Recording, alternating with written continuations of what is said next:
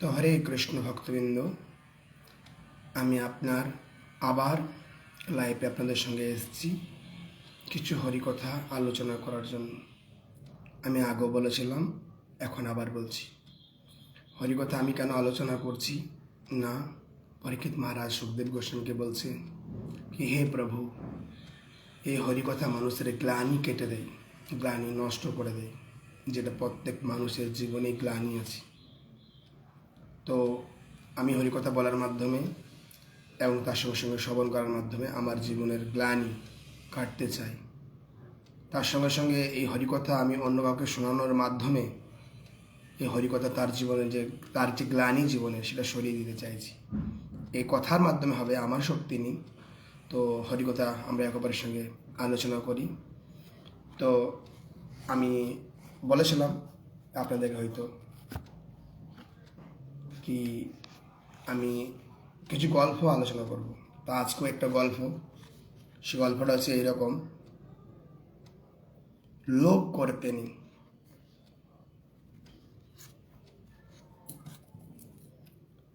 এখন কি প্রশ্ন করতে পারে এই প্রসঙ্গে, লোভ করতে নেই প্রভু, তাহলে কি আমরা কৃষ্ণ ভক্তিতেও লোভ করবো না? না, লোভ করবো, আমরা কৃষ্ণ ভক্তিতে লোভ করব, কিন্তু আমরা জাগতিক জিনিসে লোভ করব না। কিন্তু জাগতিক সমস্ত জিনিসই হচ্ছে এই জগতে নাশবান জিনিস। ভগবান বলছেন অসাতম দুঃখালয়। অসাতম মানে অনিত্য। তাই অনিত্য জিনিসের প্রতি আমাদের লোভ করে কোনো লাভ নেই। কেন? যখন লোভ করব তার প্রতি আকর্ষণ বাড়বে এবং জীবনে যখন সেই জিনিসটা আমাদের সঙ্গে থাকবে না, তার বিনিময়ে আমাদের প্রচণ্ড কষ্ট পেতে হবে। তাই আমরা লোভ করবো না জাগতিক জিনিস নিয়ে, সেটাই আজকে বলা হচ্ছে লোভ করতে নেই। তাই এক সময় এক গ্রামে এক কোনাইতে জলাশয় ছিল। জলাশয়, সেই জলাশয়ের ওই পাশে ঘন জঙ্গল ছিল। সে জঙ্গলে রাজা সিংহ তিনি ছিলেন সেখানে। সিংহই স্বাভাবিক অনেক শক্তিশালী হয়, তাকে রাজা বলা হয় ওই জঙ্গলের। তিনি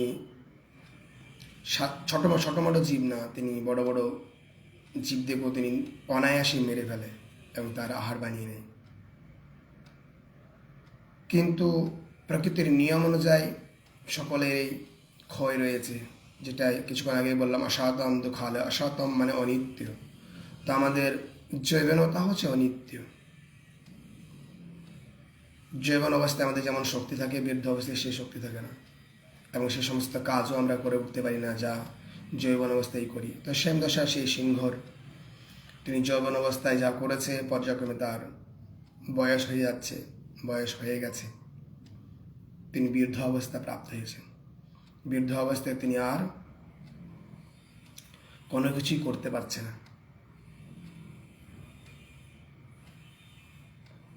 তিনি আর না সেরকম শক্তিশালী আছেন, না তার কাছে সেরকম আর প্রভাব রয়েছে, এবং না তাকে আর আদার জন্তুরা তার বয়স হয়ে গেছে বলে তাকে আর না ভয় পায়, আর না শ্রদ্ধা সম্মান ইত্যাদি করে। তো তার এভাবে দিন যায়।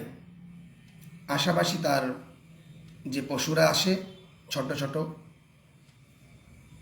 তাদেরকে ধরে তিনি আহার করেন, কিন্তু তারা আর তিনি জোরে ছুটতে পারে না, লাভ ঝাঁপ দিতে পারে না। তাই তিনি এভাবেই তার জীবন অতিবাহিত করছিলেন।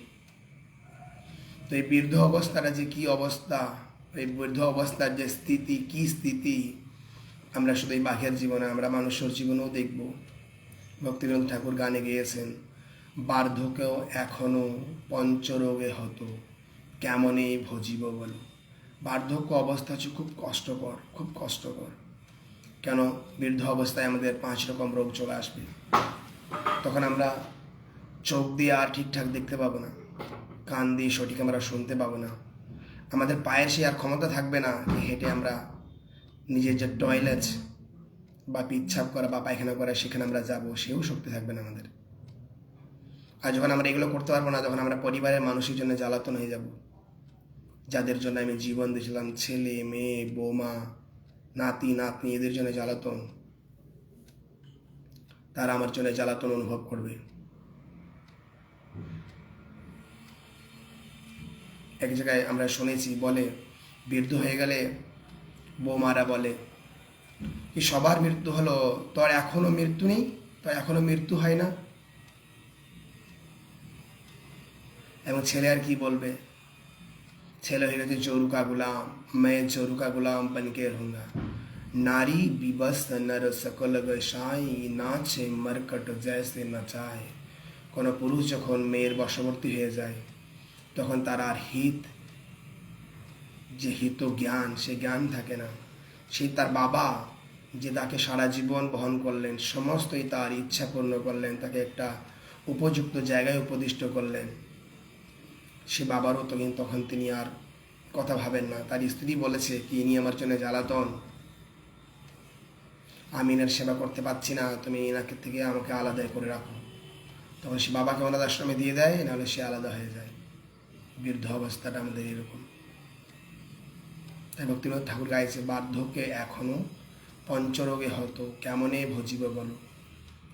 আর আমাদের এখানে অনেকজন বয়সে বৃদ্ধ কিন্তু জ্ঞান পরিপূর্ণ নেই।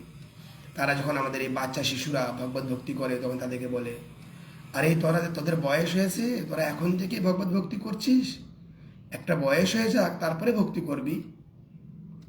কিন্তু আমাদের আচার্য গাইছেন, বার্ধক্য এখনো পঞ্চরোগে হতো।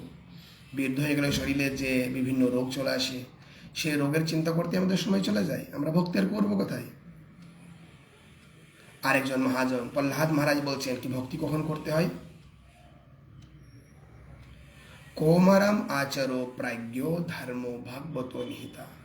তিনি বর্ণনা করছেন কি আমাদের ভগবত ভক্তি কখন থেকে করা উচিত না, কোমর অবস্থা, ছোটের দিকে আমরা ভগবত ভক্তি করব।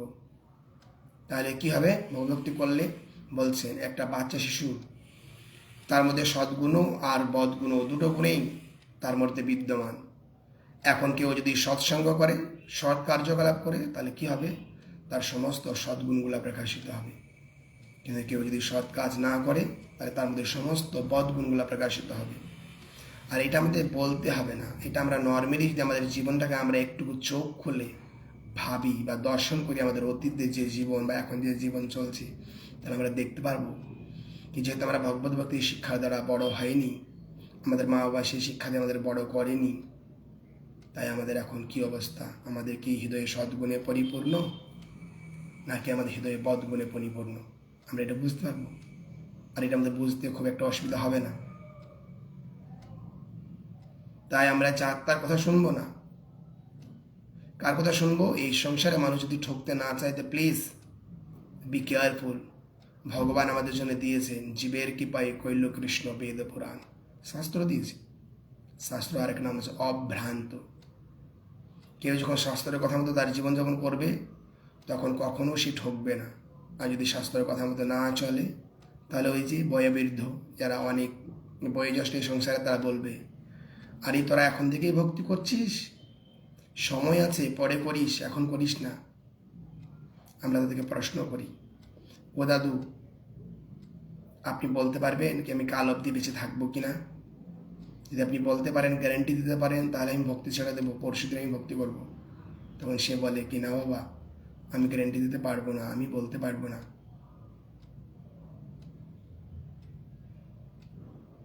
মৃত্যুর কোনো গ্যারান্টি নেই। তাই মহারাজ প্রহ্লাদ মহারাজ বলছেন, কৌমারাম আচর প্রাজ্ঞ ধর্ম ভাগবত নিহিতা। কৌমারে থেকেই ভগবত ভক্তি করো। তো এই যে আপনার সিংহ বনের রাজা বৃদ্ধ হয়ে গেছে, এখন তাকে আর তার আত্মীয় স্বজন বন্ধু বান্ধবও সেভাবে প্রোটেকশন দিচ্ছে না, এইরকম বর্ণনা করা হয়েছে। কি আমাদের যে বন্ধু বান্ধব যারা আমাদের যৌবন অবস্থায় আমাদের সঙ্গে এত বন্ধুত্ব করেছিল, তারাও আমার সঙ্গে আর থাকবে না। আমাদের সবারই এখন প্রায় সোশ্যাল মিডিয়ার জগৎ অনেক বন্ধু, ফেসবুকে আমাদের বন্ধুর গণগন্তির বাইরে, অ্যাপসেপের পরে অ্যাপসেপের পরে অ্যাপসেপ, আমরা ফ্রেন্ড রিকোয়েস্ট অ্যাপসেপ করে যাচ্ছি।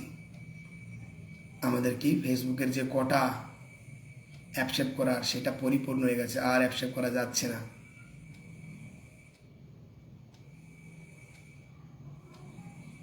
অ্যাকচুয়ালি বন্ধু মানে কি, যিনি সুখে দুঃখে যে কোনো পরিস্থিতিতে সবসময় আমার সঙ্গে থাকবে। আর এটা একটা জীবের দ্বারা সম্ভব না। একটা জীব সবসময় থাকবে না, তো একটা জীবের এই শরীর হচ্ছে অনিত্য, কিন্তু ভগবান তিনি হচ্ছেন নিত্য। ভগবান বলছেন শাশ্বতম অহম পুরাণ না হান্যতে হান্যমান্য শরীরে। সেরকম ভগবান বলছেন অজো নিত্য শাশ্বতম পুরাণ, আমি অজো নিত্য শাশ্বতম পুরাণ। আমাদের ভগবানের সঙ্গে মৈত্রতা স্থাপন করার প্রয়োজন আছে। ভগবান বলেছেন আমাকে 5টা বছর তোমরা চাইলে পরে আমার সঙ্গে রসের আদান প্রদান করতে পারো। বীর, দাস্য, সাক্ষ্য, বাৎসল্য এবং মধু। যদিও 12টা রস রয়েছে, তার মধ্যে 6-7টা হচ্ছে গৌণ আর 5টা হচ্ছে মোক্ষ। তো সে সিংহর আর কিছু করার নেই। তখন তিনি ভগবানের কাছে প্রার্থনা করতে শুরু করেন, হে প্রভু, আমি তো আপনার এই সৃষ্ট জীব। আপনি দেখুন আমি আজকে বিরুদ্ধ অবস্থা লাভ করেছি। আমি আর আগের মতো নয়, আমি আর পারি না, আমি নিজের জীবিকাও নির্বাহ করতে পারছি না, আমি খুব সমস্যায় আছি। প্রভু আমাকে আপনি রক্ষা করুন। তিনি প্রতিদিন ওই গাছের তলায় এসে সারাদিন জলের দিকে তাকিয়ে থাকতেন, আশা রাখতেন কি যদি তিনি কোনো আহার পায় তাহলে তিনি আহার করবে।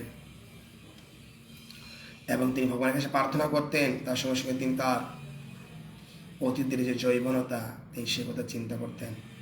যখন আমি যৌবন ছিলাম, এক ঝাঁপে আমি বড় বড় পশু থেকে মেরে ফেলতাম এবং সেই ভজন আমি করতাম।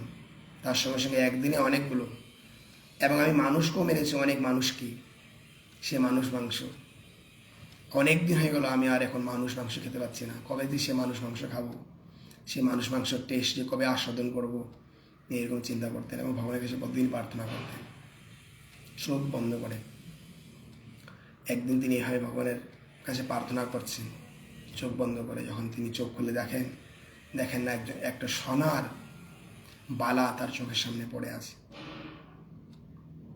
তখন তিনি ওই সোনার বালাকে তুলে ধরেন এবং তৎক্ষণাৎ তার মাথা দিয়ে একটা বুদ্ধি বিকশিত হয়। তিনি ভাবেন কি এইটাই আমার একটা মার্গ, মানুষ মাংস খাওয়ার যে আমার ইচ্ছে, যে স্বাদ নেওয়ার ইচ্ছে, সেটা পূর্ণ করার এটা একটা মার্গ। আমি কি করি না, তিনি এইটা দিয়েই ফান পাতবে। তখন তিনি পরের দিন থেকে কী করলেন, তিনি ওই জলাশয়ের সামনে ওইটা রেখে দিলেন আর গাছের আড়ালে তিনি বসে থাকলেন। তিনি তাকাতে থাকলেন কি কোন লোভী মানুষ আসবে এই বালাটা নেওয়ার জন্য, আর তিনি আমার শিকার হবে, আমি তাকে শিকার করে মানুষ মাংস আস্বাদন করব। কিন্তু 1 দিন 2 দিন 3 দিন 4 দিন চলে যায়, সেই পথে আর কেউ আসে না। তারপরের দিন তিনি মনে মনে ভাবেন কি না এখানে আমার কিছু কাজ হবে না। তখন তিনি সেই চিন্তা করে ওই জলাশয়ের ওই পারে যায়। সেইখানে তিনি ওইভাবে রাস্তায় রেখে দিয়ে আড়ালে বসে থাকে। সব মানুষ ওই দিকে পেরিয়ে যায়, কিন্তু ওই বাঘকে দেখে আর কেউ আসে না। সবাই জানে এই জিনিসটা কি বাঘ ফাঁদ পেতেছে। এরকম করে আরও অনেক দিন হয়ে যায়। তখন বাঘের আর কোনো বুদ্ধি কাজ করছে না। তখন তিনি মনে মনে ভাবতে শুরু করে, তাহলে আমার এখানে কিছু হচ্ছে না, আমি তাহলে গ্রামের ভিতরে যাই। তখন তিনি গ্রামের ভিতরে যায় এবং তিনি তার হাতে বালা ধরে ডাক দেয় কি কোন ভাগ্যবান জীব আছেন, আমি কিছু দান করতে চাই, যদি তারা কেউ দান গ্রহণ করতে চায় তাহলে তারা আসতে পারেন, আমি দান দিতে চাইছি। তিনি বালাটা দেখিয়ে আর জোর গলায় বলে আমি দান দিতে চাই। কিন্তু সেখানে কেউ আর বাঘকে দেখে বাঘের কাছে ওই দান নেওয়ার জন্য আসেনি। এরকম করতে অনেক দিন অতিবাহিত হয়ে যায়। কিন্তু হঠাৎ একদিন কি হয়েছে, ওই পথে একজন পেরিয়ে প্রতিদিন দেখতেন বাঘ কীভাবে করতে। অন্য মানুষরা বুঝতেন কি বাঘ একটা ফান পেতেছে, কিন্তু একটা মানুষ মনে করছে প্রতিদিন এই বাঘটা বলে আর আমি হচ্ছে অত্যন্ত গরিব দরিদ্র, সেই বালাটা যদি আমি পেয়ে যাই তাহলে আমার কতই না কাজ হবে। সে বালা ভাঙিয়ে আমি একটা বড় বাড়ি বানাতে পারবো, আমার সংসারকে ঠিকভাবে প্রতিপালন করতে পারবো, আমার অনেক শখ পরিপূর্ণ হবে। তো যদি আমি সে বালাটা পেয়ে যেতাম আর বাঘ এভাবে দান করতে চাইছে প্রতিদিন, হয়তো এমন হতে পারে তার জৈবন অবস্থায় সে অনেক মানুষ মেরেছে, তার আজকে এখন গ্লানি হচ্ছে, নিজেকে পাপ অনুভব করছে, পাপই অনুভব করছে। তার পাপকে জীবনে মুছে দেওয়ার জন্যে তিনি দান করার পরিকল্পনা করেছেন। তার এরকম ভাবনা চিন্তা আসছে মাথায়। শুনি না, বিনাশকালে বিপরীত বুদ্ধি আর ভ্রমসাদ বুদ্ধিনাশ প্রাণাশতি। যখন কারো খারাপ দিন আসে তখন তার হিত অহিতের বিচার থাকে না, আর যখন কারো বুদ্ধি নাশ হয়ে যায় তো বুদ্ধিনাশ প্রাণাশতি। বাঘ তো বাঘে হয়, সে বৃদ্ধ হয়ে গেছে আর যে যুবক আছে, তখন তিনি যাই হোক সেই সব চিন্তা তার মাথায় আর আসেনি। তিনি গেছেন বাঘের কাছে পরের দিন গিয়ে বলছেন আমি অনেকদিন ধরেই দেখছি কি আপনি দান করার জন্য অনেকজনকে ডাকছেন, তো যদি আপনি দান করতেই চান তা আমি অত্যান্তিক দরিদ্র, আপনি আমাকে দান করতে পারেন। আর শাস্ত্রে এও বলা আছে কি দান যদি করতে হয় তাহলে দরিদ্রকে দান করবেন, দরিদ্রকে দান করলে মহাপুণ্য হয়। তো এই প্রসঙ্গে কারো প্রশ্ন হতে পারে কি তাহলে আমরাও দরিদ্রকে দান করবো? কিন্তু শাস্ত্রে আমাদের শ্রীমদ্ ভগবদ্গীতাতে পাবো কি দান করতে হয়, অবশ্যই দান করতে হয়, কিন্তু দান আমরা কোথায় করবো? স্থান, কাল এবং পাত্র, তিনটা বিচার করেছে, বিচার দিয়েছি।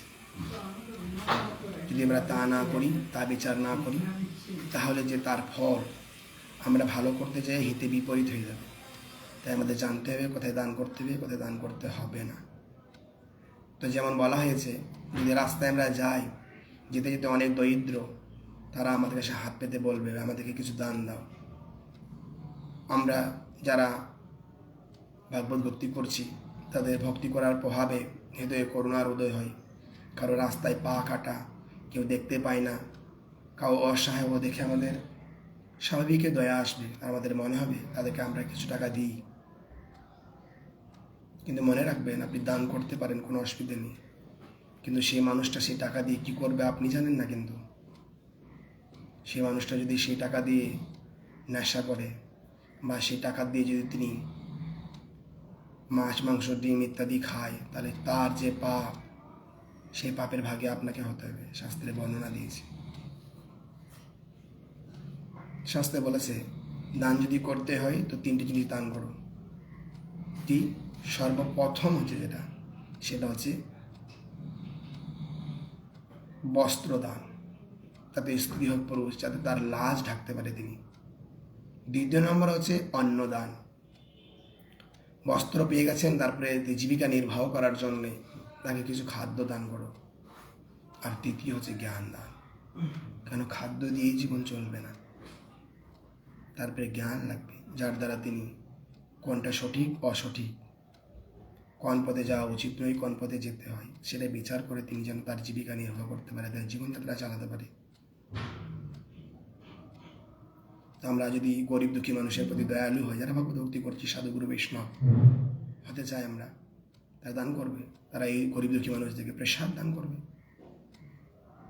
আর জ্ঞান, তারা শ্রীমদ্ ভাগবত গীতার কথা দান করবে, না হলে যদি কথা না দান করতে পারে তারা ডাইরেক্টলি শ্রীমদ্ ভাগবত গীতা, ভাগবতম, ইস্কনের আদর্শ বইগুলো দান করতে পারে। বিচার দিয়েছে। তখন সেই কথার সঙ্গে বাঘও তার সঙ্গে পণ্ডিতের মতো কথা বলতে পারছে, হ্যাঁ আমিও শুনেছি শাস্ত্রে বলা হয়েছে যদি দান করতে হয় দরিদ্রকে দান করতে হয়, দরিদ্রকে দান করলে মহাপুণ্য হয়। আর আমি দান করতে চেয়েছি এবং কি আমার কাছে অনেকজন এসেওছে, কিন্তু আমি সেই রকম দরিদ্র পাইনি কাউকে যাকে আমি দান করব। আজকে আমি তোমাকে পেয়েছি, তোমার মতো দরিদ্র এই সংসারে কেউ হয় না, তাই আমি তোমাকে দান করতে চাই। তখন সেই মানুষটা বলে ওঠে, কিন্তু হে মহাশয়, আপনি তো বাঘ, আমার আপনাকে দেখে খুব ভয় পাচ্ছে, আমার আপনার পাশে যেতে একদম ইচ্ছে নেই, কিন্তু আমি তো খুব দরিদ্র, আমার প্রয়োজন আছেন তাই এসেছি, আপনি আমাকে এক কাজ করুন, ওইখান থেকে ছুড়ে দেন। তখন বাঘ আবার শাস্ত্র জ্ঞান উদ্ধৃত করছেন। তিনি বলছেন কি, না না, আপনি আমাকে দেখে ভয় পাবেন না, আমি ভগবানের আরাধনা করার ফলে আমি এখন আগের মতো আর হিংস্র নয়, আমার হৃদয় থেকে হিংস্র দূরীভূত হয়েছে।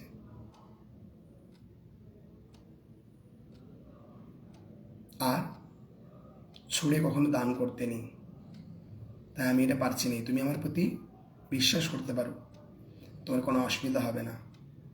তখন সে মানুষটা বলে, আচ্ছা অসুবিধা নেই, যেহেতু আপনি বলছেন আপনার কথা আমি মানলাম। তখন তিনি বলছে, তাহলে আমি যাই আপনার কাছে? বলছে, না না, আমি আজকে ভোরবেলায় উঠে স্নান করে ভগবানের পুজো করে এসেছি, আমি চাই না কি তুমি আমাকে এভাবে স্পর্শ করো, তুমি আগে এক কাজ করো, ওই সামনে পুকুর আছে, সে পুকুরে যাও, স্নান করে আসো, পবিত্র হয়ে তারপরে দান গ্রহণ করবে। তখন তিনি মনে করে, বেচারা কি ঠিক আছে তাহলে যাই। তখন তিনি পুকুরে যায়, পুকুরে গিয়ে স্নান করবে। তো পুকুরের জল উপর থেকে একদম পুরো স্বচ্ছ লাগছিল, কিন্তু যখন ভিতরে যায় সেটা ছিল কি পুকুরে প্রচণ্ড পাক, সে পাকে তার পা ভেসে যায়। এবং তিনি যত চিৎকার করে, যত লড়াচড়া করে, তত তাই তিনি ভিতর দিকে আবার ঢুকতে যায়। তখন বাঘ এসে দেখে, ও বাবা, বলছে, আচ্ছা তুমি ফেসে গেছো, আমি তোমাকে হেল্প করছি। তখন বাঘ তার গলা ধরে তাকে টেনে তুলে আনে, নিজ জঙ্গলের দিকে নিয়ে যায়। তখন সে মানুষের বাঁচার কোনো আশা থাকে না, সে মরে যায়।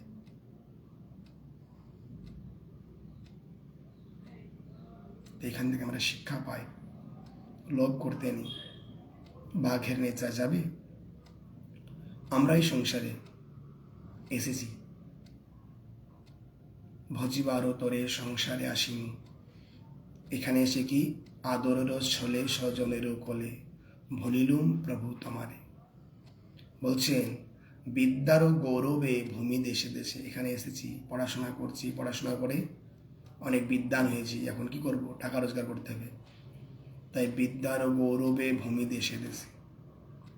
আমি ইন্ডিয়ার কাজ করব না, ইন্ডিয়ার টাকায় আমার সম্পূর্ণ হবে না, আমি অনেক কিছু, আমার স্বপ্ন অনেক কিছু করতে চাই, বড় বড় অট্টালিকা বানাতে চাই, বড় বড় গাড়ি রাখতে চাই, অনেকজন আমি আমার সার্ভেন্ট রাখতে চাই, অনেক দাস দাসী রাখতে চাই, এবং আমি অনেক এশ আরামে বাঁচতে চাই। তাই আমি আমেরিকা যাব, আমেরিকায় যে করে কাজ করবো, সেখানে প্রচুর টাকা রোজগার করব। বিদ্যার গৌরবে ভূমি দেশে দেশে। তারপর যখন অনেক টাকা হয়ে যায়, তখন টাকা খরচা করার জন্যে কি একজন স্ত্রী লাগে, তখন সে বিবাহ করেছে, বিবাহ করার পরে আবার তার ছেলে মেয়ে হয়েছে, সংসার বড় হয়েছে। তখন বলছেন, এক মনে প্রভু স্বজন পালন করি, এবং অত্যান্তিক সে পরিবারকে নিজের মনে করে সন্তান প্রতিপালন করছে। দে ভুলিলুম প্রভু তোমারে, দে আর ভগবানকে যে ভজন করতে হবে তা আমরা জানি না। প্রচণ্ড টাকা আমাদের যদি চলেও আসে, মানে যেদিকে আমি তাকাচ্ছি সব দিকে আমার টাকা টাকা টাকা, সমস্ত জায়গা আমার, তারপরেও যে টাকা রোজগার করা আমাদের লোভ, সে লোভ যাবে না। তাই যদি আমরা শাস্ত্র জ্ঞান অধ্যয়ন করি এবং আমরা জানি এই বিষয়বস্তুটা কি আমাদের কতটা প্রয়োজন, এবং আমরা বিশ্বাস করি, তাহলে আমাদের এটা চলে যাবে। তাহলে আমরা বুঝতে পারবো কি আমাদের লোভ করার প্রয়োজন নেই, কোনো লোভ আমাদের কখনো সম্পন্ন হবে না। ভগবান আমাদের ওইভাবে বানায়নি, ভগবান আমাদেরকে বানিয়েছেন এই জগতে এসছি ঈশাবাস্যমিদম সর্বম যৎকিঞ্চিৎ জগতম জগৎ তেনে তক্তেনা ভুঞ্জতা মা গিধু কশ্চিৎ সিদ্ধোদনম। জীবিকা নির্বাহ করার জন্যে, সংসার প্রতিপালন করার জন্যে যতটা প্রয়োজন আমরা ততটা রোজগার করব, বাকি যে সময়টা, সেই সময়টা আমরা কৃষ্ণ ভাবনার মাধ্যম দিয়ে আমাদের অতিবাহিত করব। কেন এই সংসারটা বলা হয়েছে একজন ভদ্র মানুষের থাকার একটা জায়গা নয়। এখানে আমরা কেউ জানি না এই জিনিসটা কি আমরা কারাগারে বদ্ধ আছি। কোনো মানুষ জেলে যে করে বলতে পারে না কি আমি সেখানে হ্যাপি আছি, যদি কেউ বলে আমি হ্যাপি আছি, তাহলে সে হচ্ছে গণ্ড মূর্খ। আমরা সবাই কারাগারে আছি, কারাগার এটা ভগবানের দিয়া একটা কারাগার, এই ভূলোকটা। এই ভূলোক থেকে বেরোনোর জন্যে কী করতে হবে? ভগবানের আইন মতো আমাদের জীবনযাত্রা করতে হবে। যেমন কোনো অপরাধী যদি দণ্ডভোগ করার জন্য জেলে যায় এবং তিনি যদি সেখানে গিয়ে জেলারদের মতো কথা মতো জীবনযাত্রা চালায়, তাহলে কী হবে? তারা তার ব্যবহার, আচার-আচরণ, কার্যকলাপ দেখে তাকে তার যে নির্দিষ্ট সাজা তারা কোথা থেকে ছেড়ে দিতে পারে। তো সেমই এরকম ভগবানের আইনে দৈবী হেসো গুণময়া মম মায়া দূরত্বয়া মামে বজে প্রাপন্তে মায়া মেতং তরন্তিতে।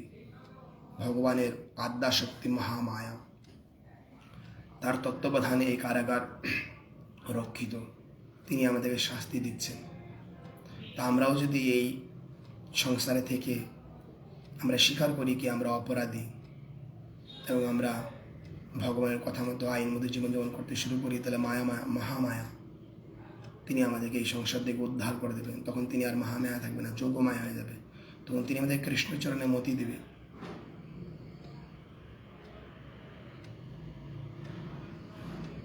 এই গল্পর সিদ্ধান্ততে বলা হয়েছে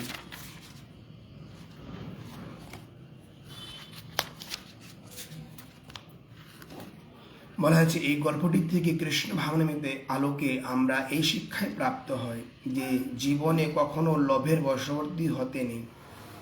এই জগতের কিছুই আমার নয়, সমস্ত কিছু ভগবানের সম্পত্তি, আর আমরা সকল জীবেই ভগবানের অধীনে। এই জগতে কোনো কিছুই আমার নয়, সমস্ত কিছু এই জগতের ভগবানের। আমরা নিজেরাও ভগবানের অধীনে। কেউ আমরা নিজের মতো জীবনযাপন করতে পারছি না এই সংসারে। ভাবতে পারি আমরা কি আমাদের জীবনযাত্রা নিজের মতো হচ্ছে, কিন্তু না। যেমন এক্সাম্পল, আমরা কে রোগ চাই? কোনো মানুষ রোগ চায় না, কিন্তু কোন মানুষের শরীরে রোগ নেই? প্রত্যেকটা মানুষ আমরা শান্তি চাই, কিন্তু কতটা মানুষের জীবনে শান্তি আছে? কেউ বলতে পারে হ্যাঁ আমি 90% শান্তিতে আছি, কিন্তু তুমি কি 90% শান্তি চাও? তুমি 100% চাও? নেই। তো কেউই সংসারে আমরা আমাদের মতো নেই। এই জন্যই বলছেন এখানে সমস্ত কিছুই ভগবানের সম্পত্তি, আর আমরা সকল জীবেই ভগবানের অধীন। ভগবান জানেন আমাদের সকলের কার কতটুকু কি প্রয়োজন, সেই অনুযায়ী তিনি সকলকে তা সরবরাহ করেছেন। এবং ভগবান জানেন কি একটা মানুষের কোন মানুষটার কী কী প্রয়োজন আছে, তাই তিনি এই সংসারের সমস্ত কিছুই আমাদেরকে দিয়েছেন। কিন্তু আমরা উন্মাদের মতো ভগবানের দেওয়া জিনিস আমাদের পছন্দ নাই, আমরা নিজের মতো করে জীবনযাপন করব। আমরা ভগবত ভক্তিতে সময় দিব না, আমরা সেই সময়টাই পরিশ্রম করব, হার্ড ওয়ার্কিং, প্রচণ্ড টাকা রোজগার করব। সে টাকা দিয়ে আমরা কি করবো? বড় বড় অট্টালিকা বানাবো, 56 রকম আমরা পদ খাবো, মদ খাবো, বদমাইশিগিরি করব। ভগবানের সরবরাহ অনুযায়ী আমরা যে যতটুকু পাচ্ছি ততটুকুতেই সন্তুষ্ট হয়ে সর্বদা ভগবানের চিন্তা করা উচিত। ভগবান এই গল্পের শিক্ষা কি, আমরা যতটুকু পাচ্ছি ভগবানের আইন অনুযায়ী ততটুকু নিয়ে আমাদের সন্তুষ্ট থাকা উচিত। যদি আমরা এই সন্তুষ্টিকে না স্বীকার করি, তাহলে যে আমাদের অসন্তুষ্টি, সেই অসন্তুষ্টি কখনো শেষ হবে না, থেকে যাবে। তা না করে আমরা যদি মায়ার বশবর্তী হয়ে অতিরিক্ত লোভের ফাঁদে পা দিই, তাহলে এই গল্পের লোভী লোকটির মতোই আমাদের পরিণামও ভয়াবহ হতে বাধ্য। যদি আমরা কিন্তু এই ভগবানের আইন মনে না করি, না, আমাদের এইটুকুতে পরিপূর্ণ হচ্ছে না।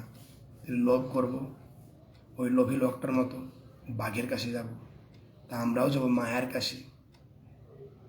লোভ করতে যাব, মায়ার কাছে যাব আমরা কি করার জন্যে? না, আমাকে আরও দাও, আমাকে অনেক ধনং দেহি, যশং দেহি, রূপং দেহি, দেহি দেহি দেহি করবো। দেহি করতে করতে আমাদের কৌমার, যৌবন, চড়া আর বৃদ্ধর মাধ্যমে এই দেহ শেষ। আর এই দেহটা কীরকম দুর্লভ, মানুষও জন্ম। এই জন্মটা দুর্লভ। কীরকম দুর্লভ? বহুনাম জন্ম নামন্তে, বহু জন্মের পরে এই মানুষ দেহ পাওয়া যায়। বহুনাম জন্ম নামন্তে, তাই মানুষ দেহ সুন্দর পেয়েছি। এই আহার নিদ্রা ভয় মাহিতুন করার মাধ্যমে আমাদের এই সুন্দর মানুষ জীবনটাকে নষ্ট করে দিয়ে আমাদের কর্তব্য নয়। তাই আসুন আমরা সকল মিলে শ্রীমদ্ ভাগবতম, শ্রীমদ্ ভগবদ গীতা অ্যান্ড চৈতন্য চরিতামৃত এবং সাধুগুরু বৈষ্ণব যে 4টা পরম্পরা আছে তাদের কথা মতো যেহেতু আমাদের জীবন আমাদের পরিচালনা করতে হবে, কারণ আমরা সুইসাইড জীবনে জ্বালায় সুইসাইড করতে পারি না, মহাপাপ বলা হয়েছে। তো আমাদের যেহেতু এই জগতে থাকতেই হবে, আমাদের খেতে হবে, ঘুমোতে হবে, সংসার প্রতিপালনও করতে হবে, ব্যবসাও করতে হবে, তো আমরা করি, কিন্তু কি কৃষ্ণ ভাবনার মাধ্যম দিয়ে শাস্ত্রে বিচার দিয়েছে ভগবান, সেই বিচারকে মাথায় রেখে তার সঙ্গে সঙ্গে আমরা হাঁটি। আর এটা যারা করে তারা হচ্ছেন অত্যান্তিক বুদ্ধিমান। ভগবান চৈতন্য মহাপ্রভু বলছেন যজন্তি সুমেধস, এই কৃষ্ণ ভাবনামে কারা গ্রহণ করবে? সুমেধস, শুধু মেধস বলেনি, মেধস মানে বুদ্ধিমান অবভিয়াসলি, কিন্তু বলেছেন সুমেধস, যাদের বুদ্ধি অত্যান্তিক তীক্ষ্ণ, তারা কি করবে না এই কৃষ্ণ ভাবনায় ময়ের পথ গ্রহণ করবেন এবং তার কথা মতে তার জীবনকে চালাবেন। এই গল্পের মূল সিদ্ধান্ত হচ্ছে লোভ করতে নেই। আমরা মানুষের জীবনটা পেয়েছি ভগবানের একটা আশীর্বাদ মনে করে, ভগবান কি চায়, বৈষ্ণবরা কি চায়, তাদের কথা মতো আমাদের বাকি জীবনটা আমরা অতিবাহিত করি। অতীতে যা করে দিয়েছি ঠিক আছে, আমরা ভাবতে পারি আমাদের তো অনেক বয়স হয়ে গেছে, আমাদের কি ভগবান এখন ক্ষমা করবে? এখনই কি আমরা সেগুলো করতে পারবো? আমাদের সেই ক্যাপাসিটি আছে? ভগবান বলছে তুমি আসো, অসুবিধা নেই, তুমি অতীতে যা ভুল করেছো প্রবলেম নেই। উদাহরণ দিয়ে আচার্যরাই বলেন কি কোনো যদি একজন বাবার 2টো সন্তান আছে, একটা সন্তান খুব ভালো আর একজন বদমাস, সে ভালো সন্তানকে বাবা সত্যি ভালোবাসে, আর বদমাসের বাবার একটু মন কষ্ট হয়, সে বদমাশি করে যদি বাবার সঙ্গে যুদ্ধ করে ঘর ছেড়ে চলে যায়, আর কোনোদিন তার অনুশোচনা হয় কি আমি আমার বাবা মায়ের কাছে ভালো ছিলাম, আমি বাড়ি ফিরে যেতে চাই, এবং তার বাবার চরণে তিনি যদি একদিন এসে পড়ে দেয় আর বাবাকে বলে বাবা আই এম রিয়েলি সরি, আমার বড় রকম ভুল হয়েছে, আপনি আমায় ক্ষমা করুন, আপনি আমায় আশ্রয় দিন, বাবা কি করবে? তার গালে 2টো চড় মারবে না, বাবার চোখ থেকে ঝট করে জল পড়বে, বাবা তাকে আলিঙ্গন করে কান্না করবে, বাবা বলবে বাবা আমি তো এটাই চাই, তুই আমাদের সঙ্গে থাক, কেন ছেড়ে তুই চলে গেছিলিস আমাদেরকে? সেরকম ভগবান তিনি সর্বদাই চাইছেন কি তোমরা আমার থেকে দূরে যেও না, তোমরা আমরা কাছে আসো। আর ভগবান এইটা করার জন্যেই বলছেন অনাদি জীব কৃষ্ণ বহির্মুখ, আমরা কবে থেকে সে পিতাকে হারিয়ে ফেলেছি, ভুলে গেছি পিতাকে, তাই তিনি কি করলেন জীবের কৃপায় কইল কৃষ্ণ বেদে পুরাণ, তাই আমরা তাকে জানার জন্য, সে আমাদের নিজস্ব বাড়ি ফিরে যাওয়ার জন্যে তিনি দিলেন বেদ পুরাণ, গীতা, ভাগবত, চৈতন্য চরিতামৃত, যাতে আমরা সেগুলো অধ্যয়ন করে কি করতে পারি, আমরা ব্যাক করতে পারি। আর যারা এটা করছে অন্য মানুষকে এইটা করতে সাহায্য করছে, ভগবান বলছেন কি তার মতো প্রিয় আমার কেউ নেই। যারা এই গীতা, ভাগবত, চৈতন্য ইত্যাদি আদি যে মানুষ থেকে জানাচ্ছে, মানে ভগবানের সঙ্গে সম্বন্ধ স্থাপন করে দিয়েছে, অনাদি জীব কৃষ্ণ বহির্মুখ, কৃষ্ণকে ভুলে গেছে। কোনো মানুষ যখন এই ভগবানের কথা মতো ভারত ভূমিতে মনুষ্য জন্ম হইল, যার জন্ম সার্থক করি করো পরোপকার, জীবকে জানাচ্ছে কি হে জীব তুমি হচ্ছে ভগবানের সন্তান, তুমি হচ্ছে কৃষ্ণের সন্তান, কৃষ্ণ হচ্ছে তোমার পিতা, তোমার উচিত কৃষ্ণের কথা মতো জীবনযাপন করা। তখন ভগবান বলছে কি আমি তার প্রতি ঋণী হয়ে যাই, কৃতজ্ঞ তার প্রতি আমি। আমাদের পরম আরাধ্য আমার গুরু মহারাজ শ্রী শ্রী জগন্নাথ গুরু মহারাজ একদিন একটা কোটেশনে বলছিলেন কি তিনি এক জায়গায় লিখছেন কি কেউ যদি একজন নতুন ভক্ত বানান তো কৃষ্ণ তার প্রতি ঋণী হয়ে যায়। কৃষ্ণ নিজেও নন্দসুত হরি ত্রিভুবনে প্রকাশিত গুরুরূপ ধরি তার সন্তানদেরকে বাড়ি ফিরে নিয়ে যাওয়ার জন্য, তার সঙ্গে সম্বন্ধ স্থাপন করে তার কথা মতো জীবনযাপন করার জন্য তিনি গুরুরূপে আসেন।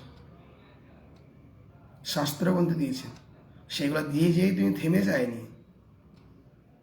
তিনি তার সঙ্গে সঙ্গে তার পার্শ্বদেরকে দিয়েছেন, তার ভক্তদেরকে দিয়েছেন, যাতে এনাদের সান্নিধ্যে যারা আসবে, এদের কথা মতো যারা জীবনযাপন করবে তারা আমার কাছে অবশ্যই ব্যাক করবেন।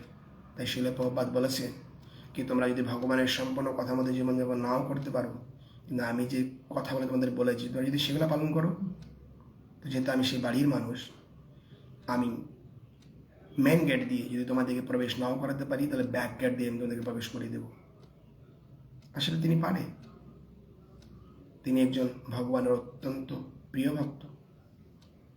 আমরা নর্মাল জগতেই দেখি, ধরে নেন আপনাদের মধ্যে কারো বাড়িতে বড় বিয়ে বাড়ি, আর আমি আপনাদের জন্য পরিচিত মানুষ, আর সেখানে খাওয়ার সময় হয়ে গেছে বিয়ে বাড়িতে, আর লম্বা লাইন লেগেছে।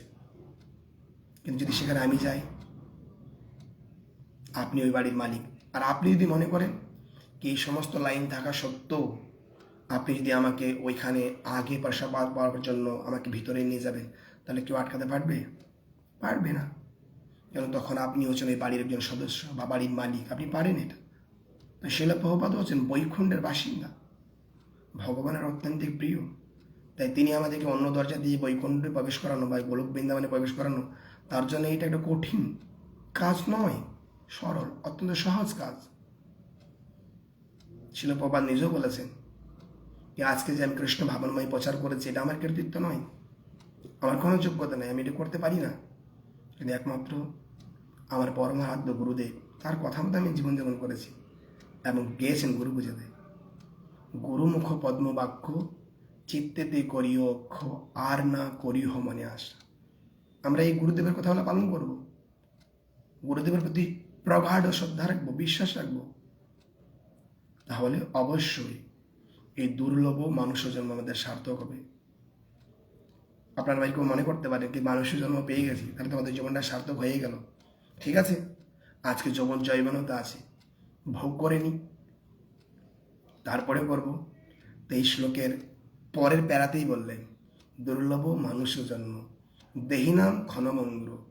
তুমি কালকের গ্যারান্টি দিতে পারো না, এই শরীরটা হচ্ছে ক্ষণভঙ্গুর, কখনো নষ্ট হয়ে যেতে পারে, কখনো নষ্ট হয়ে যেতে পারে। আর এটা আমাদেরকে বেশি চিন্তা করতে সময় লাগবে না কি এই শরীরটা হচ্ছে নাশবান। আমরা দেখুন না, আমরা খবরে শুনি, টিভিতে আমরা দেখি কি ওইখানে একটা ট্রেন যাচ্ছিল, আজকে আমরা যুদ্ধ চলছে, ওরা কেউ জানতো আমরা এখন মরে যাব, অনেকজন মরে গেছে। ট্রেনে যাচ্ছে অনেকজন, ট্রেন পাল্টি হয়ে গেছে, কারো পা ভেঙে গেছে, কারো হাত ভেঙে গেছে, কারো চোখ কানা হয়ে গেছে। তারা কেউ জানতো তাদের এই অবস্থা হবে?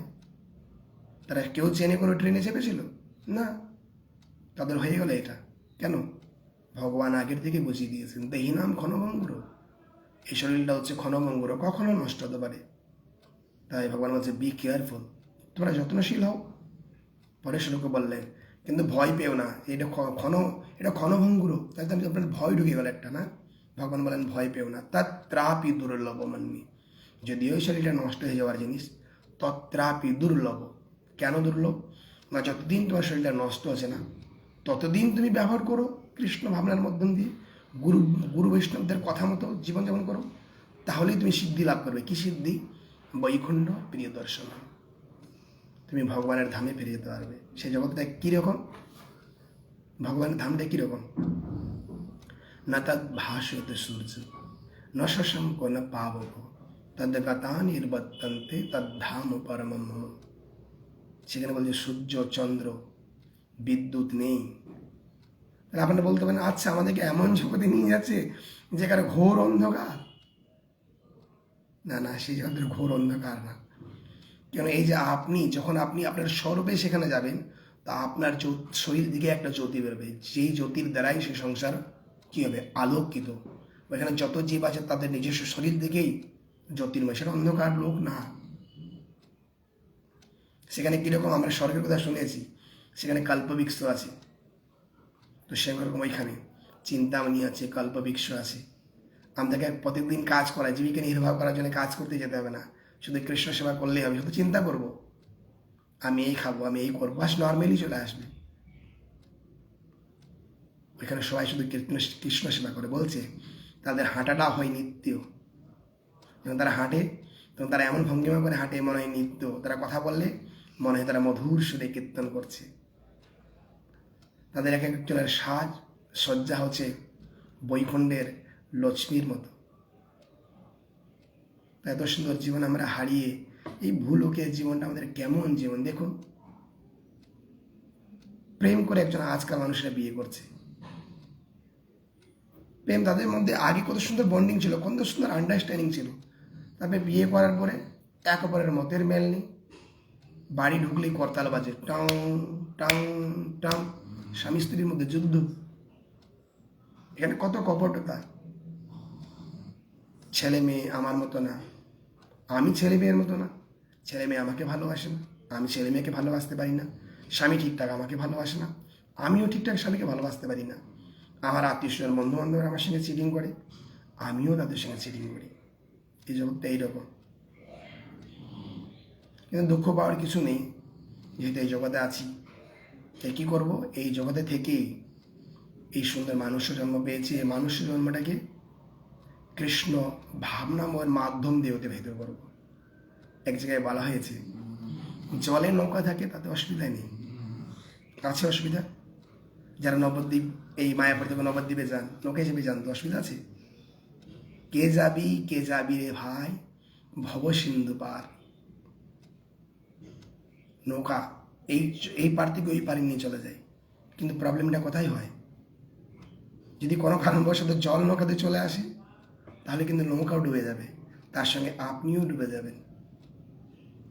তো আমরা এই সংসার আছি, সেটা প্রবলেমদায়ক নয়। আমরা গৃহস্থ হয়েছি, সেটা প্রবলেমদায়ক নয়।